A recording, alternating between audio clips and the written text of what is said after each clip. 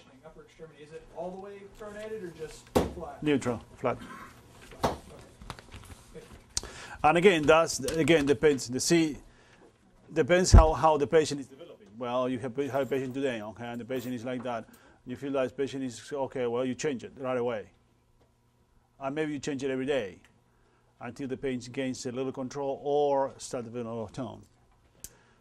Okay, so that depends, how the patient will respond, and it's not black and white. You're going to have somehow a guideline how to do it, but okay, it's not black and white. Okay? Okay, who's going to come to be my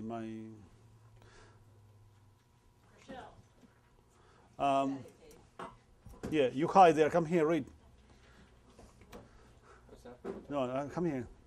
You're my reader. Oh, Dave.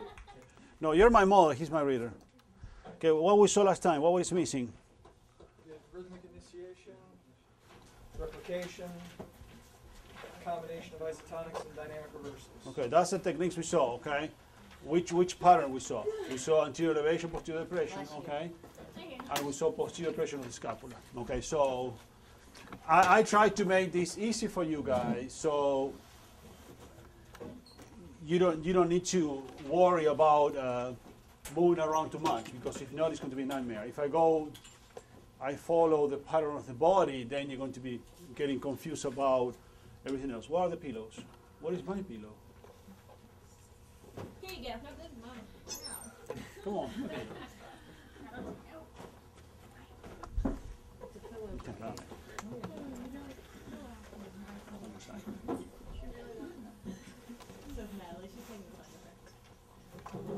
Stingy. Okay. Remember, you can start. I don't care how you work your techniques. You know what I mean. But remember, you need to start for the basics all the time. You start for the basic. Rhythmic initiation is going to be your basic technique all the time. Okay. So. Okay, scoot a little way towards myself. Okay. So, again, usually when we teach, we try to teach with the flow of the body. I mean, I don't want to teach you one thing here, then one thing there, and then you're going to be, what? It's going to be a nightmare. So we saw anterior elevation of the pelvis. We saw posterior depression, okay? We saw posterior depression. So I want to do anterior elevation, okay? See how it goes? So first we want to see all this way, and then we're going to switch and see the other way, okay? So it's easy for you to learn, okay? Then you can work it out whatever you put. You put, well, one side, all the technique, that's however you want to work it. But you need to learn that if I'm going to do anterior elevation, I should be here. If I do posterior depression, I should be here. If I do anterior elevation of the scapula, I should be here. Posterior depression, I should be here. Okay, then I switch. If I do anterior depression, I should be here. So when I ask your question in the test, think your position, because that goes in the test too. So, well, okay, a patient is whatever, and you need to roll it. Which scapula pattern you're going to use, for example. Yeah? You need to think, well, which scapula pattern is going to roll, so then you stand up, okay? Because if not, you stand in the wrong way, then you're going to get mixed up, okay? So I'm saying? So you're on anterior depression there. Yeah, I can't. By the book, I cannot do anterior depression scapula if it's not from here. By the book. I can do whatever. I can do it anywhere I want to. By the book, if you read the book, anterior depression is here. And that's it. And there's no other way to stand up, you as a therapist, to do it. So learn your positions. Learn when you stand up, because that is going to tell you which pattern it is. Make sense what I'm saying? So if that's anterior depression, then what's the one where you were standing this way? That's also anterior depression? No, this is posterior depression. Posterior. This is anterior depression. And that's posterior, Okay. and that's posterior Depression. depression of the Okay. scapula. What I'm trying to tell you is Okay. that depends how you guys are standing, is what you're going to do. So it's easy for you to realize what you're going to do. Well, I'm here, I have only 4 diagonals I can do. Anterior depression, anterior depression, posterior depression, anterior elevation, posterior depression. You will switch, it's different. So I want you to learn the position so you know how to do it. Okay. Make sense what I'm saying? Because I think it's easier when you say, well, I'm here. Okay, at least I have these two here. Right. And this here I have the other two. So when it comes to the question, okay, I need to stand up that way. So you're standing, okay. If you get the groove, you know how to do it. And you don't mess around with it, okay? You have any questions about the pelvic scapula parts we saw last Tuesday? Today's Thursday? We only did anterior elevation. Posterior depression of the scapula. We saw 3. We have only one coming. Only one. We didn't do elevation. No, we didn't see anterior elevation. No, we didn't see that. Okay. Okay. You have any questions about that? Questions about that? Can you do the one scapular? Because that's the one I did miss. Hmm? The one scapular that you went over on Tuesday. You want to do that Can you again? just show Well, it? I will show what is missing, and then we're going to review. Okay. Oh, okay. So then you review what I want to review. Okay. So the same way, again, your patient is in 90 degrees of flexion on the hip and knee, yada yada. Okay. Patient should be relaxed, glasses off. Usually that when I do my shoulders, that's the first thing I ask my patient, take the glasses off, because you're lying down with your glasses here.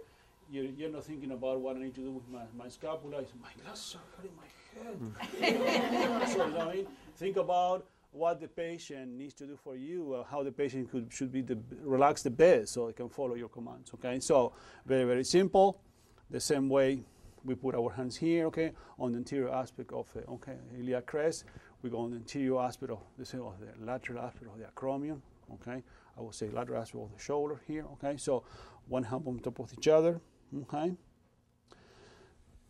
One of the tricks here, okay, is how we get into the range. We saw that we have a little clock, and I will bring that on Tuesday for you, and we're going to review that on Thursday. The little clock you put on the patient. Okay, so this is your 12. If I go to posterior depression, I'm going to 7 o'clock. Okay, if I'm going to anterior elevation, I'm going to 1 o'clock. Okay, one of the tricks that you can do here to make sure the patient is going to the right direction, you can say, okay, from here, okay, I want you to put your shoulder in your cheek there. Go ahead. And the patient is going to go. You have only 2 seconds between you tap the patient face and you tell the patient to go, because that's how much the input is going to last on the patient. Or you can use your rhythmic initiation. Let me move you here, okay? Again, I'm standing, and if you look at me, my pelvis is exactly on the line on his shoulder.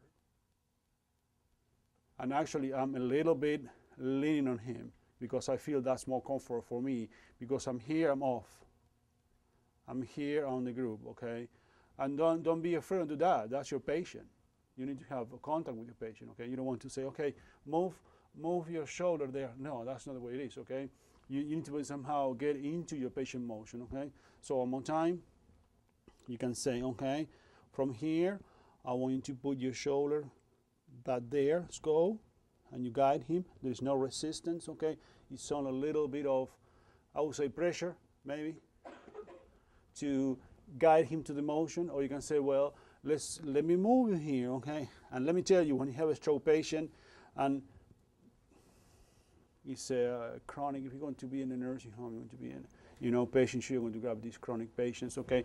That the scapula sure is so stuck, then go nowhere, okay? And you start moving this patient and you start relaxing, it's going to be like magic, because nobody pay attention to the scapular component when it comes to upper extremity, okay? So slowly, okay, you move your patient to do your rhythmic initiation, following the 12-1, okay, direction, okay? You can put one hand on the top. You want to secure the inferior angle of the scapula to make sure that is moving, okay? Make sure that is moving back and forward, okay?